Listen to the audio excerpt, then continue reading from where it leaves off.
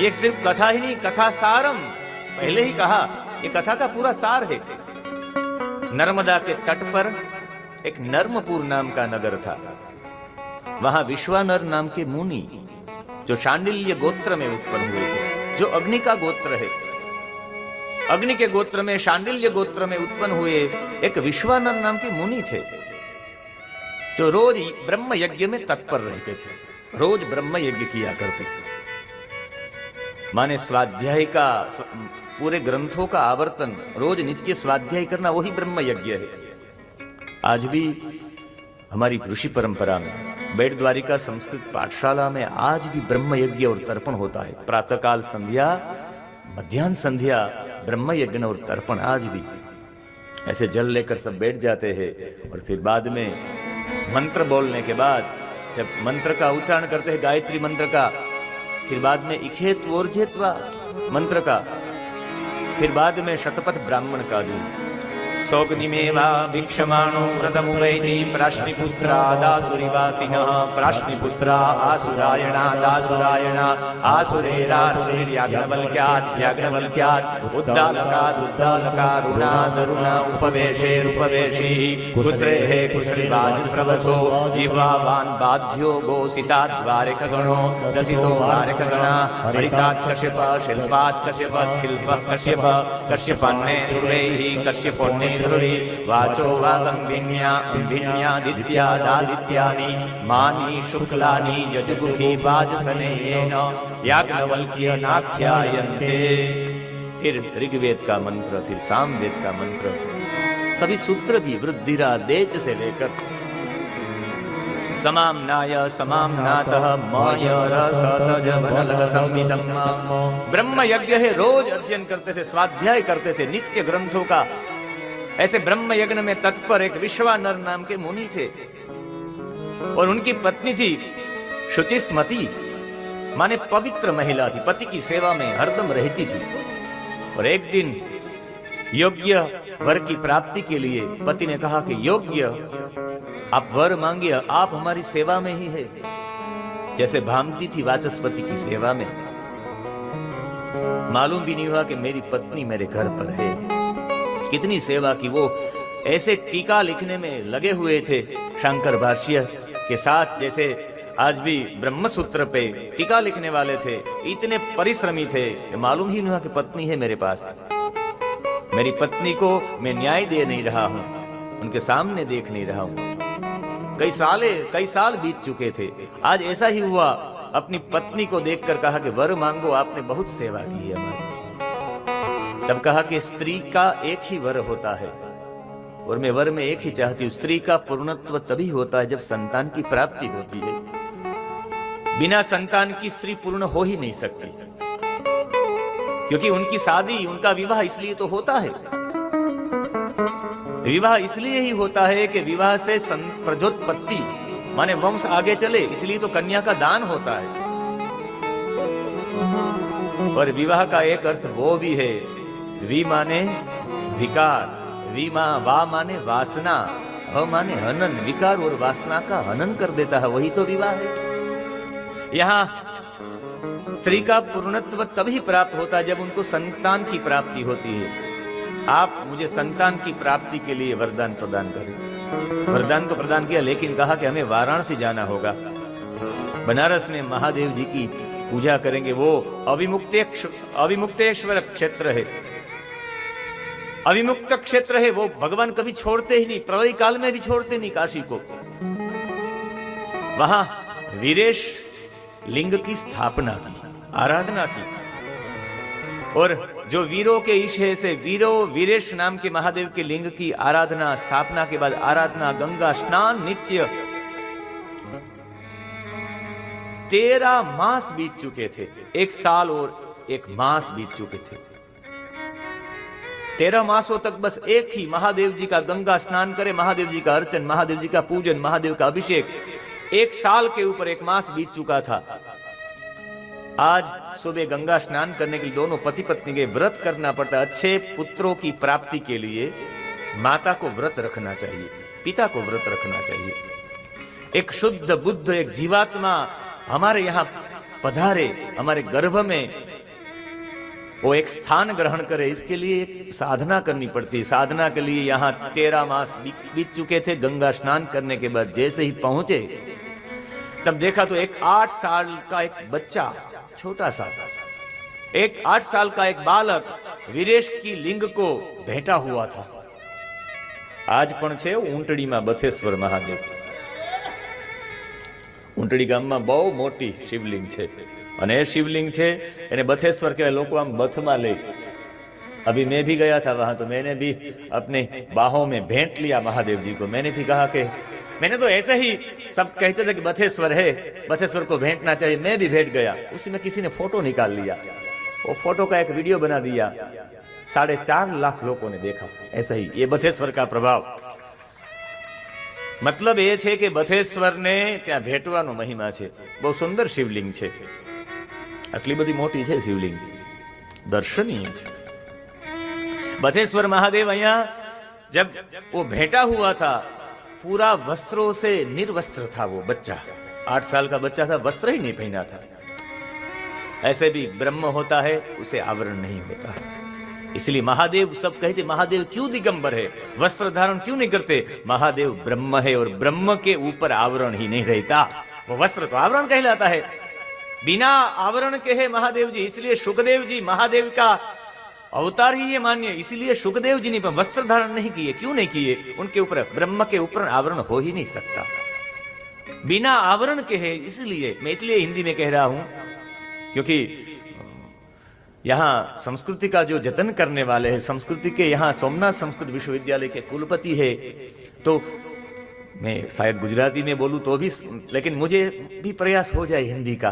ऐसे हुआ है, मुंबई में मैं कथा करने के लिए गया तो पहले दिन गुजराती परिवार था पूरा। आज वो यजमान भी यहाँ उपस्थित है। वहां पहले दिन मैंने कथा की तो कथा सुनने के लिए गुजराती लोग तो आए थे, उनसे ज्यादा वहां से महाराष्ट्रियन मराठी लोग आए थे। ये लोग कम थे, वो लोग ज्यादा थे। तो विनती की उन लोगों ने कि आप हिंदी में बता सकते हैं? मैं क्यों नहीं, कल से हिंदी में करेंगे। यदि आप कहे तो मराठी में करने के लिए भी तैयार हूं। मैंने तो वहां तक अपनी इच्छा जताई, परिश्रम कर लूंगा, रात को सुबह मराठी में प्रस्तुत करूंगा। यदि कहे तो मैंने कहा मराठी में भी कर दूं, लेकिन हिंदी में पूरी कथा हुई। बाद में तो कई जगह पे हिंदी पे कथा हुई, क्योंकि हम रहे हैं वाराणसी में, तो थोड़ा प्रभाव तो रहेगा ही। तो इसीलिए यहां वो श्रुति पाठ कर रहा था, वो नग्न था, निर्वस्त्र था। उनके नेत्र कान तक लंबे थे, यहां तक लंबे थे, छोटे नेत्र नहीं थे, इतने बड़े नेत्र थे। माने नेत्र और कान दोनों मिले हुए थे। हमें ऐसा लगेगा कि ऐसा कोई बच्चा होगा जिसके नेत्र कान तक लंबे होते हैं। माने नेत्र की विशालता और कान के पास पहुंचे हुए, इसलिए नेत्र कान से जुड़े हुए थे। माने सिर्फ देखकर ही विश्वास करता नहीं, वो सुनकर भी विश्वास करता है। माने आंख और कान दोनों पवित्र चीज, इसलिए तो नेत्र कर्णयो हो उदक स्पर्श कहा जाता है। दोनों पवित्र चीजों में उनका ऐक्य था, माने अद्वैत था। कानों और आंखों में अद्वैत था। ऐसे थे, वो श्रुति पाठ कर रहे थे। सुंदर जटा थी, मस्तक पर पूरी एक बंधा हुआ था एक वस्त्र, और वो पीत वस्त्र था। सुंदर जटा थी और श्रुति पाठ कर रहा था, वो मंत्रोच्चार कर रहा था। हरि ओम नमस्ते रुद्रमन्यः पुरोहितये नमः बाहुया मुदते नमः जाते रुद्रशिवा धनुरघोरा पापकाशिनी तयानस्तन्वा संतमया गिरिशन्ता भिचापशी। मंत्र सुनाई दिया, वेद मंत्र सुनकर इतना आनंदित हो गए। कितना बच्चा श्रुतियों का पाठ कर रहा है। तब श्रुति पाठ करते हुए प्रार्थना की ये दोनों लोगों ने। इसे अभिलाषा अष्टकम कहा जाता है। अभिलाषा युक्त जो अष्टक मुख से निकला, वही अभिलाषा अष्टकम कहा गया है। आज भी कोई 1 साल तक काशी में, वाराणसी में वीरेश्वर नाम की शिवलिंग है। वहां आज भी कोई 1 साल तक त्रिकाल, तीनों समय, 1 वर्ष तक कोई काशी में इनका पाठ करेगा तो उनकी अभिलाषा पूर्ण होगी। आज भी ये वरदान है। वो साक्षात महादेव जी ही थे बच्चे के रूप में। ये दोनों ने वहां मिलकर प्रार्थना की कि आप प्रभु कैसे है, आप जल में भी शीतल है। जल में जो शीतलता है वो आप है प्रभु। प्रभु अग्नि में जो दाहकता है वो अग्नि में दाहकता प्रभु आप है। माने जान गई ये बच्चा नहीं, ये परमेश्वर ही है। इनके ऊपर कोई आवरण नहीं, ये ईश्वर ही है, ये ब्रह्म है। प्रार्थना की कि आप ही सूर्य के अंदर जो गर्मी है वो आप ही है। चंद्रमा में जो आह्लादिकता है, जिससे हम प्रसन्न होते हैं चंद्र से, वो आह्लादिकता भी आप है परमात्मा। पुष्प में जो गंध है वो पुष्प में गंध आप है। दूध में जो घी जो घृत है वो आप है प्रभु। सभी में आपका ही स्वरूप है। आप बिना नाक के आप गंध ग्रहण कर सकते हैं प्रभु। आप बिना पैर के चल सकते हैं। ये शिव पुराण की ही बात मुझे लगता है रामचरितमानस में शायद तुलसीदास जी ने ली होगी। इसलिए तो तुलसीदास भी कहते हैं कि ब्रह्म कैसा है उनके लिए। बिनु पद चलहि सुनय बिनु काना, बिनु पद चलहि सुनय बिनु काना, पर विधि कर्म कराए विधि नाना, विधि कर्म कराए विधि नाना, आनन रही सकल रस भोगी, आनन रही सकल रस भोगी, आनन रही सकल रस भोगी, आनन रही सकल रस भोगी, बिनु गानी भगता बड़ जोगी, बिनु गानी भगता बड़ जोगी। शिव से बड़ा वक्ता तो कौन हो सकता है। बिना वाणी के भी वो बड़े वक्ता है। बिनु पद चलहि सुनय बिनु काना, बिना पैर के जो चलता है, बिना कान नहीं होने के बाद भी वो सुन लेता है। यदि आपको पापों से बचना है तो 3 सूत्र अपनी किताब में, अपनी डायरी में आपको लिख लेना चाहिए। पहला, मैं जो बोलता हूं मेरा परमात्मा सुनता है। आप कुछ ऐसा बोल ही नहीं सकेंगे जिससे किसी को हानि हो। दूसरा सूत्र यह है, मैं जो कर रहा हूं मेरा परमात्मा देख रहा है, और जो मैं विचार कर रहा हूं मेरा परमात्मा वो समझ सकता है। पापों से निवृत्ति हो जाएगी। यहाँ पग के बिना वो चल सकता है, नेत्र के बिना वो देख सकता है, जिह्वा के बिना वो रस ज्ञान कह सकता है। और विश्वानर मुनि बोले दोनों हाथ जोड़ करके, आप ही ब्रह्म है, मैं आपको समझ गया हूं। पूरे जगत में मैं बार बार सत्य के साथ दोहरा रहा हूं कि आप एक ही है रुद्र, आप दूसरे है ही नहीं। इसलिए आपके चरण में हम दोनों बार बार विनती करते हैं, प्रणाम करते हैं। और दोनों ने वहां सिर झुका दिया।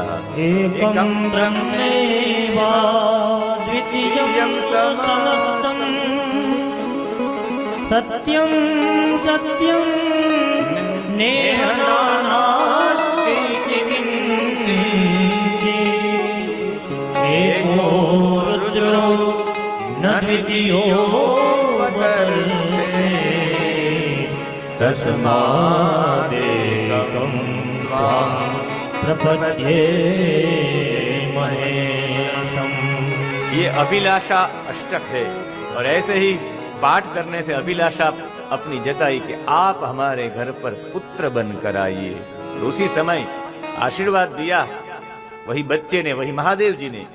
उसी समय गर्भाधान संस्कार हुआ, बाद में पुंसवन संस्कार हुआ, और शुचिस्मती के वहां प्रादुर्भाव हुआ परमात्मा का। ब्रह्मा जी ने आकर जात कर्म संस्कार किए। और नाम कर्ण संस्कार में क्या नाम दिया जाए? कहा गृहपति। गृहपति नाम से उनका नामकरण संस्कार हुआ, यज्ञोपवीत संस्कार हुआ, वेदारंभ हुआ, फिर नारद जी का आगमन हुआ और नारद जी का भविष्य कथन हुआ। नारद जी ने कालिका हस्तम, जैसे कालिका का हस्त ग्रहण किया, ऐसे इनका भी हस्त ग्रहण कहा। हस्त ग्रहण करके वो बोले कि आपके बेटे की आयुष्य 12 साल की है। 12 साल में जब 12 साल का बच्चा होगा तो उनके ऊपर बिजली गिरेगी, मर जाएगा बेटा। और जब अग्नि के द्वारा इनकी मृत्यु होगी, माता पिता ने कई आशाएं अपने मन में जगाते हुए कहा कि और कोई उपाय है तो कि हाँ, एक काशी में चला जाए, ये तो हो सकता है। बच्चे को लेकर रोज माता पिता काशी गए, वो रोज 108 कलश गंगा जल के लेकर अभिषेक करते रहे। 1 साल तक अभिषेक हुआ। 12 साल का 11वां साल चल रहा था, एक ही साल था, पूरे साल 108 कलशों से गंगा जल का अभिषेक किया। और जब 1 साल तक इंद्र प्रसन्न हुए, कहा कि वरदान मांगो, क्या चाहिए आपको। विश्वानर मुनि कहे कि मैं आपके पास से नहीं, ये बच्चा भी जो गृहपति था वो भी बोले मैं आपके पास से नहीं, मैं तो महादेव जी के पास से मांगूंगा। मैंने साधना ही उनकी की है, उपासना ही उनकी की है। इंद्र कहे हूं ने बे एक, मैं और वो एक ही है। कहा कि नहीं, बिजली उसी समय उनके ऊपर गिरी और मूर्छित होकर जब वो गिर गए, उसी समय इंद्र के रूप में भगवान वहीं प्रकट हुए। ભગવાને કહ્યું કે હું જ સ્વયં મહાદેવ છું, હું આજથી તને આશીર્વાદ આપું કે તું બધા જઠરાગ્નિમાં તું વિતરણ કરીશ, દરેકની જઠરાગ્નિની અંદર અગ્નિશ્વર નામનું શિવલિંગ, અને આ પૂજા કરનારને અગ્નિનો કે વીજળીનો કોઈ દિવસ ભય નહીં રહે। આજે પણ છે કાશીમાં અગ્નિશ્વર મહાદેવ। મંદાગ્નિ, અગ્નિ માંદ્યના જેને રોગો થતા હોય છે, જેની અગ્નિ છે મંદ હોય, એવા લોકોએ અગ્નિમાં સમાહિત થઈ જાય એવા આ અગ્નિનો અવતાર શિવ, જેને પંચ અગ્નિ સેવન, જેને ગારેહપત્ય કહેવામાં આવે છે। પાવનાની ભવન્त्येव तस्मात् पावक स्मृतः। कहा से आपका अब जीवन और हमारे जीवन में भी अग्नि चाहिए ही। अपने जीवन में अग्नि उष्णता नहीं होती तो हम मर जाते हैं। शरीर ठंडा हो जा रहा है माने मृत्यु निश्चित है, नजदीक है मृत्यु। हमारे जीवन में हम अग्नि कहां से प्राप्त करते हैं, क्योंकि भोजन से। हमारे अंदर पेट के अंदर एक पकवाशय है जिसे में बॉयलर कहा जाता है। 1 मास में हम 30 किलो भोजन कर जाते हैं, रोज का 1 किलो। 12 मास में 360 किलो।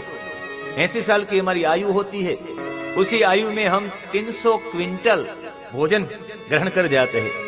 वो 300 क्विंटल भोजन को पकाने के लिए 30 क्विंटल लकड़ियां चाहिए, उससे अग्नि प्रज्वलित होती है, तब भोजन बनता है। किसी से पूछिएगा, यहाँ हमारे जो भोजन के प्रबंधक है उसे पूछिएगा कितनी अभी तो गैस आ गया है, वरना 300 क्विंटल को पकाने के लिए 30 क्विंटल लकड़ी की जरूरत होती है, और 1 क्विंटल माने 10 किलो। ऐसे लकड़ियों की व्यवस्था भोजन के लिए भगवान ने स्वयं यहाँ हमारे पेट में कर दी है। वही भगवान का अवतार है, वही गृहपति अवतार है।